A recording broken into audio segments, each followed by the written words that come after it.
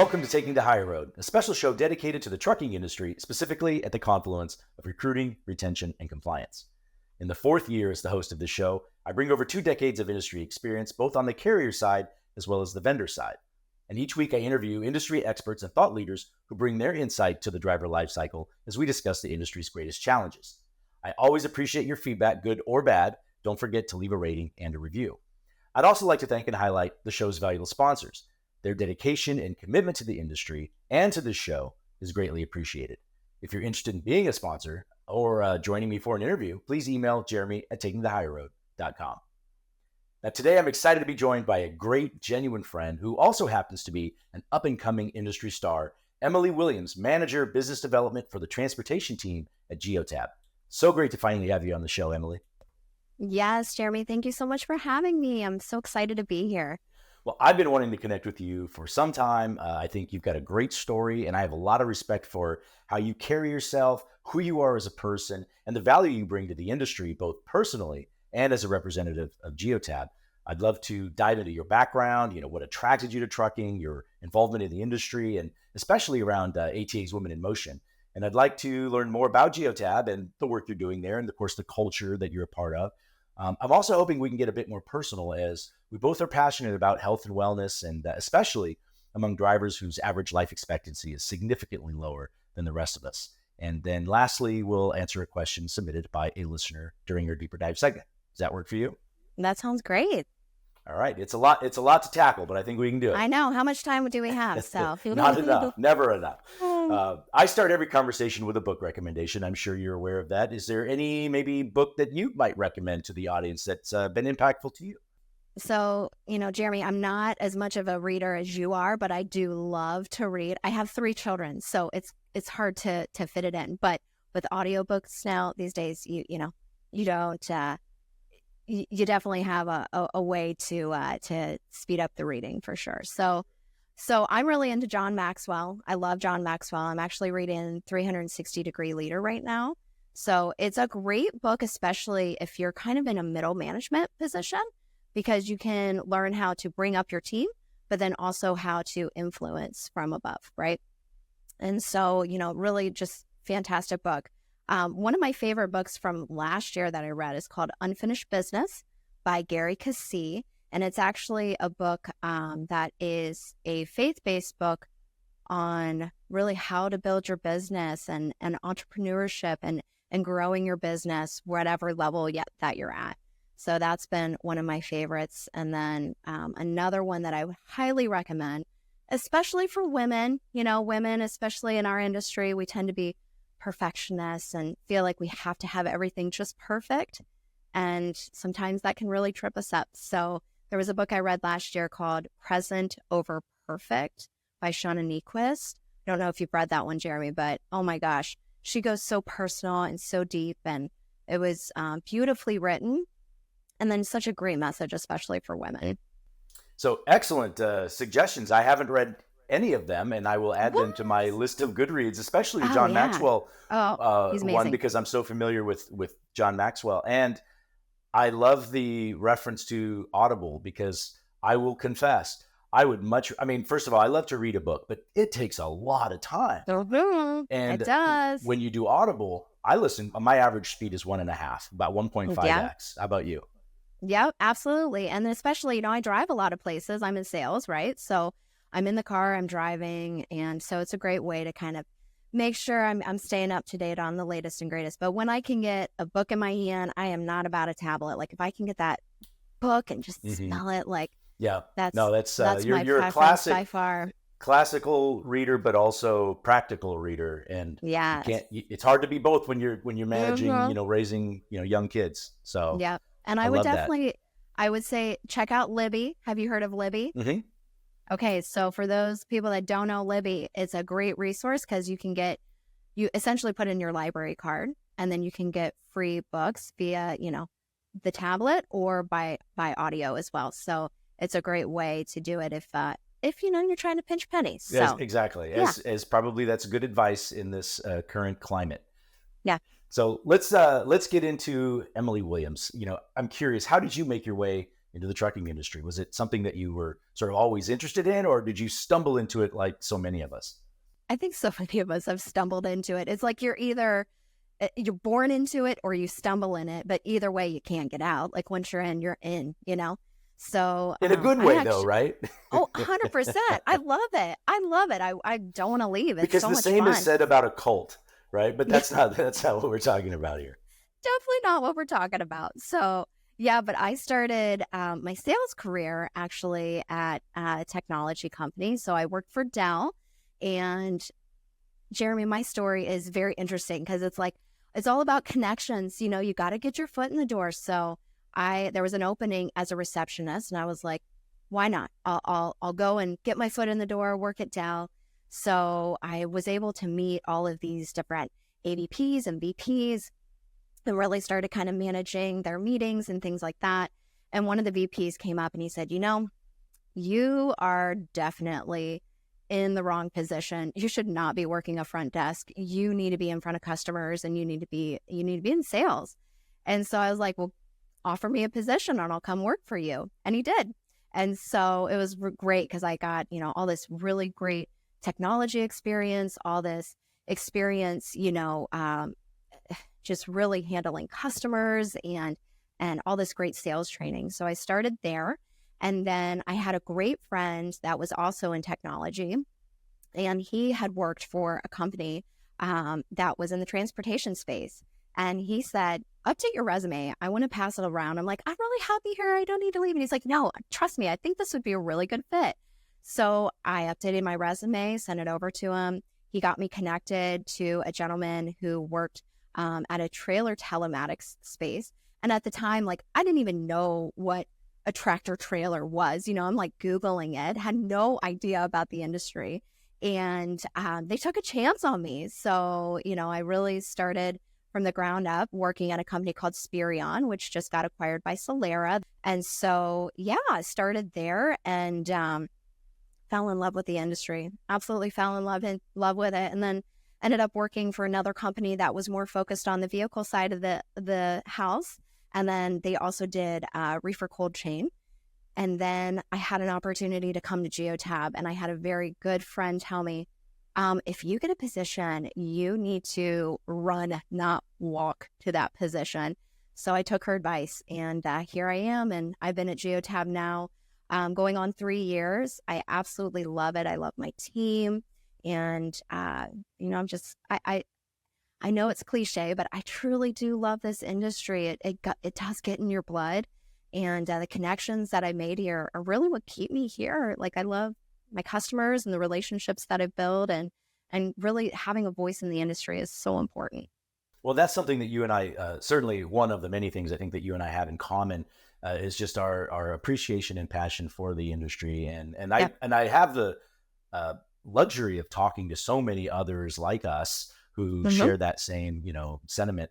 And, you know, for as long as I've known you, you've been a hand raiser. You know, you get involved, you step up.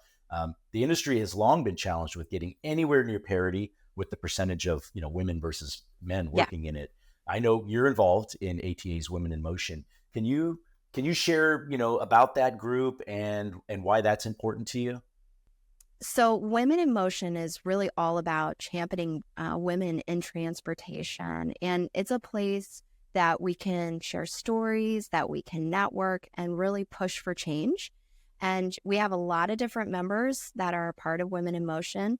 They, you know, everything from drivers to CEO of companies and in the middle too. And what we're doing is really just try to unify that message with women to break down barriers, to mentor, to build a community in the trucking industry, especially with women. I became a board member last year, so I'm so excited to be a part of this group. And I'm on the advocacy subcommittee, so we're really focused on, you know, getting that message out and making sure that we're connecting with key legislators to make sure that they know some of the issues that are happening, particularly around women. You know, we see this with truck parking and so forth. Like, it is not always the safest place. And I believe personally it's one of the reasons that women are hesitant to join the industry. But there's so many positions. They don't have to just be a truckload driver to join the industry. There's so many positions that they have. and really our voice and our minds are needed in this industry. So, yeah, I just got voted in as the secretary. So that's been fun. Congratulations. And thank you. Thank you. And we had our first call in Washington in April of this year. So hopefully many more to follow. We kind of got to get, had to get kickstarted somewhere. So, and it was really cool. Just a short story of kind of how we're impacting and making change here. So we met with Representative Kevin Kiley, who is a Republican in California. And we gave him a booklet that Women in Motion had created. And essentially this booklet had over 30 stories of all these different independent contractors that were female and showing this is how I got into the industry. This is the impact that the trucking industry has on me and my family. And this is what it's, AB5 is doing because of this. People just don't understand the stories and they have one version from one party, and then they hear a separate version from the people that are actually being impacted by this. So it was really cool. I don't know if y'all saw it, but definitely make sure you go to our Women in Motion on LinkedIn. We have the whole video there, but Representative Kiley was able to speak at a hearing for the House Committee on Education and Workforce, and he challenged Julie Sue. So she is the acting labor of secretary. And he actually pulled out our booklet. He had a big template behind him too. And he was like, read these stories. And he started literally reading some of the stories that were in that booklet. It was really, really powerful. And she had a hard time commenting on some of the questions that he was asking her. Like, she was literally speechless. So that's hard to do. So we're really proud of Representative Kiley for helping us out there. Well, what a great experience. The call in Washington, anytime that anybody, any of the viewers have a chance to go and participate in that, I think it's so eye-opening. And so I'm so glad that you were able to do that as a part of Women in Motion. And I think it's obviously, it's a big issue. It's a big issue for the industry, so much so that ATRI just recently put out released a new study addressing the challenges that women face in the industry. And I would certainly also encourage our viewers and listeners to read the report. That ATRI always provides such useful data to the industry. So thank you so much for that. And I would also, I have a hunch that if we could get more women in the industry, again, not just drivers, but just in any positions, it's going to go a long way in really helping to improve the image of the industry. So I think that it helps, sort of check two boxes that we're really, we're trying to check, that we're talking about all the time. Absolutely. Absolutely. And I've been in the industry now for about 10 years. And when I first started, I remember going to my first show and I'm like looking around, I'm like, there are no women here. Like, there was probably, I don't know, maybe 400 people, and I could look around and maybe see 10 women. And that has changed so much. I go to these shows now, there's so many women, and it's like, we need to work together. And I really appreciate the men in my life because they have really pushed me, to, hey, no, you have this power. We're behind you. And I've had amazing managers and VPs, and the VP that I mentioned, like, I wouldn't be here unless he pushed me. Like, no, I see something in you. Let's develop that and let's get you to the next level. So, it really is a team effort, and we just have to continue, raising the awareness and letting women know this is a great industry to be in. It really is. Yeah, I agree. And let's talk about GEOTAB for a second. From an outsider's perspective, I get the impression that it's a great company to work for. You certainly seem to feel that way, as you shared that you've been there for a few years now, and we're highly encouraged to run, not walk. Can you share a little bit about GEOTAB and the work that you're doing to help your customers? Yeah, absolutely. So just a little bit of background about GEOTAB. So we are an engineering company, and we provide really a wealth of data to our customers. So we process over 55 billion data points on a daily basis. That's a lot of data. And what we do is we don't just throw that data at our customers. We really help them take that data and digest it and really make sure that it's producing some action, right? So that they can make better business decisions. They can hit, the revenue numbers that they need to. Very important that they keep their drivers safe. And then, of course, they stay compliant with the ever-growing regulations that we're seeing. So we are the largest telematics company across the globe. We have 4.2 million subscribers on our platform. That's just vehicles, which is really saying something. It's a lot of vehicles that we're managing. In the Class 8 space, which is really kind of where I specialize in, we have 1.2 million vehicles in North America alone. So very proud of that. We're growing rapidly. We have so many large fleets, and that's kind of where we stand out, is in that large enterprise fleet space. I feel like we're really set apart by kind of the modular ecosystem that we have. And we understand that, not one size does fit all. Every fleet is so complex and so different, with all the different systems that they have. And so our goal is really to help orchestrate all of those different pieces that they have and make them work together, right? Don't ditch your existing hardware. Let's make sure like we can pull in camera technology, we can pull in your TMS, we can make sure that you're more compliant, we can improve your safety scores and really give your drivers a better overall experience. So, I'm so proud to work at GEOTAB. I also want to just say too, like, I've never worked for a company that's been so proactive with how they work with their drivers and work with their customers. They have such a high level of integrity, and they're really, really just making a lasting change. And, they let me do things like Women in Motion, right? They're just like, yeah, go for it. And they promote me to do it. And our marketing team works with me while I'm, kind of on the road and doing the things that I'm doing. So it's a great place to be at. I love it.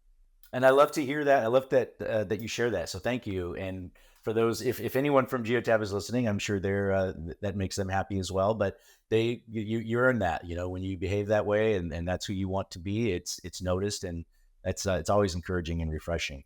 So I do want to switch gears a little bit here.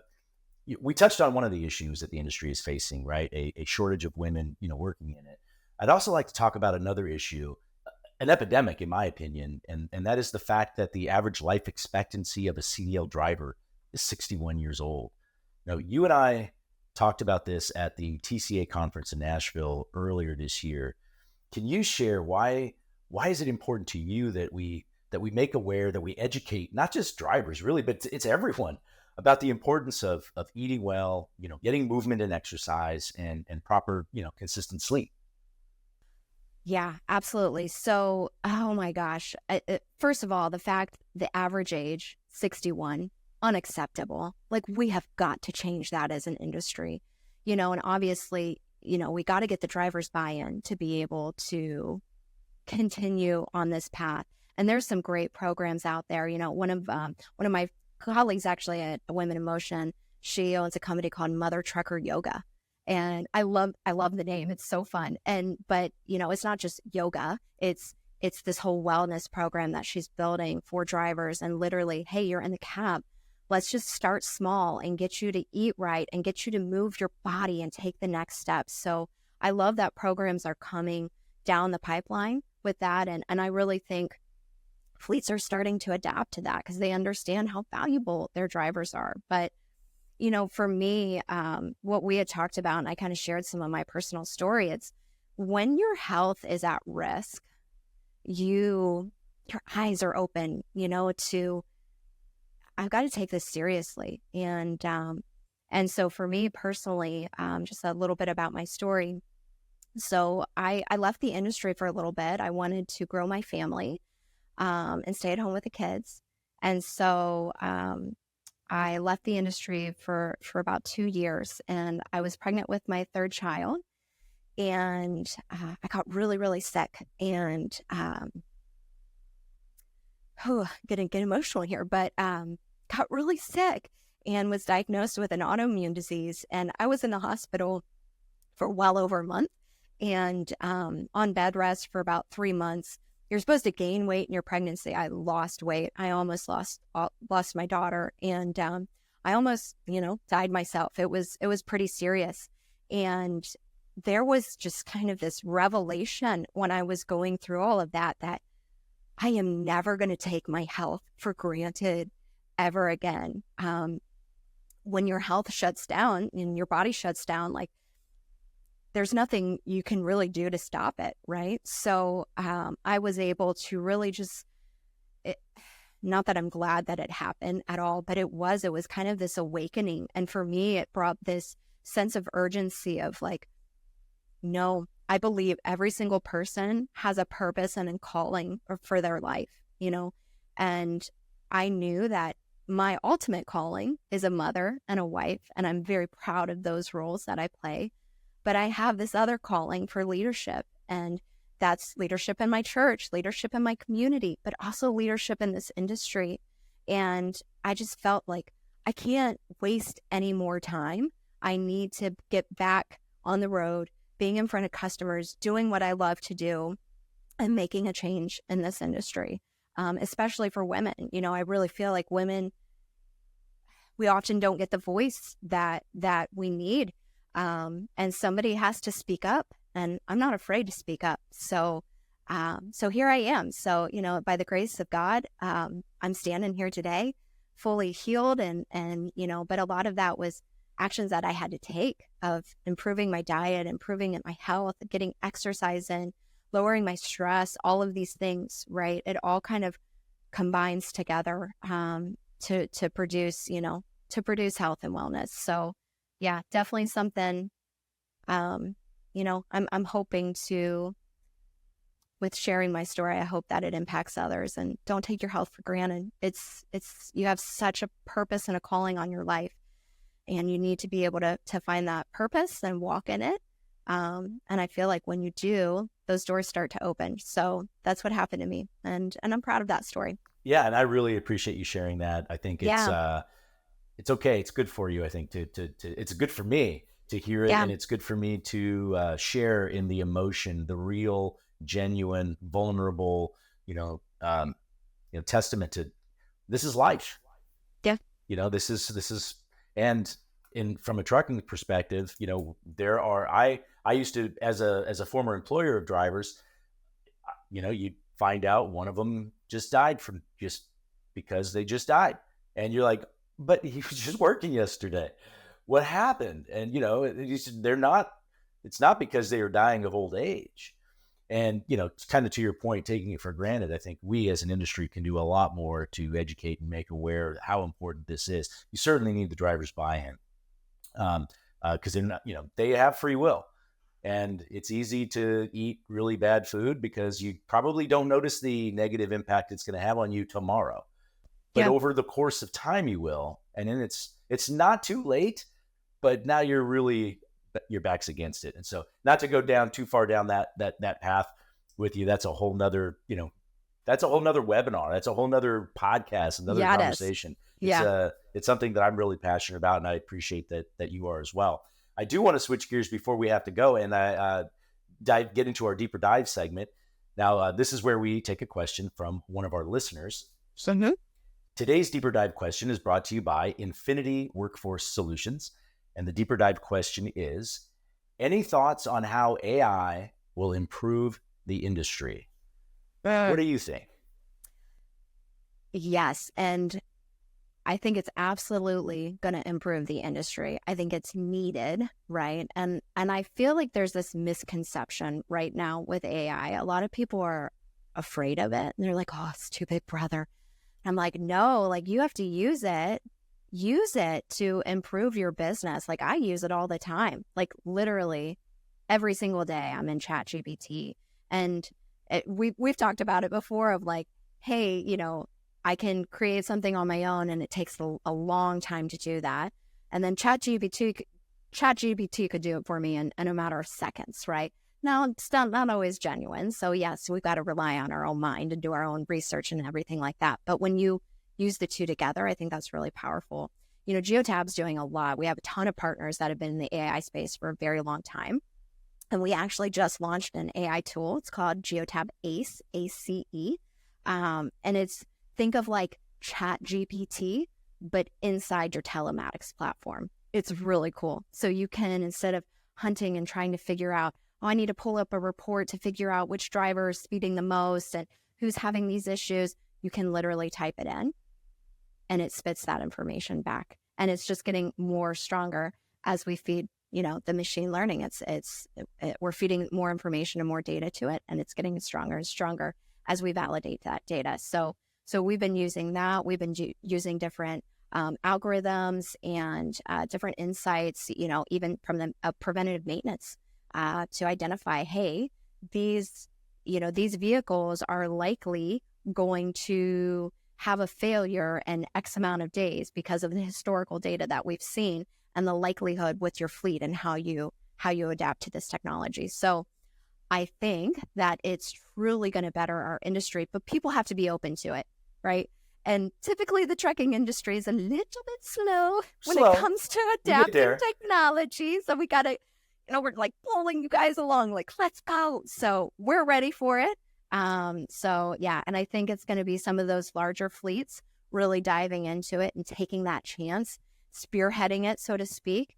And then once they, oh yeah, this is working, this has a powerful impact on my business, then the small and medium-sized fleets are going to catch up, and hopefully it will save a lot of time, a lot of resources. We're strapped for resources right now in the technology, or in the trucking industry. We're really, really strapped for resources. So, it's not meant to replace any heads.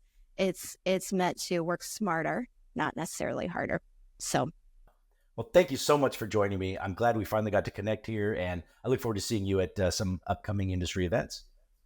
Absolutely, Jeremy. There's a lot of them coming up this fall, so we'll be there. And thanks for joining me for another episode of Taking the Higher Road. Stay tuned for the next episode as we hear from the FMCSA on the Safe Driver Apprenticeship Pilot Program. Once again, special thanks to the sponsors of this show. We really appreciate you. If you're interested in being a sponsor or joining me for an interview, please email Jeremy at takingthehigherroad.com.